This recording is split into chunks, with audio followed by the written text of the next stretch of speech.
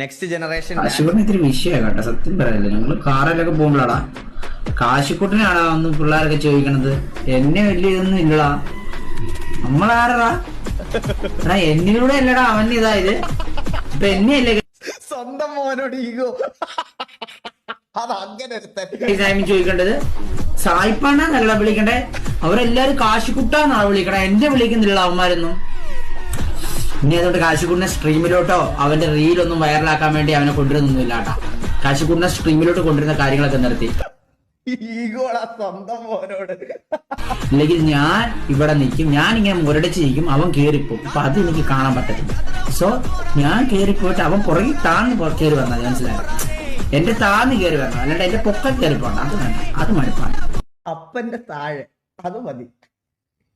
So ഞാൻ first കയറാം, അത് കഴിഞ്ഞ് അവൻ കയറാം. അതാണ് ഇത്.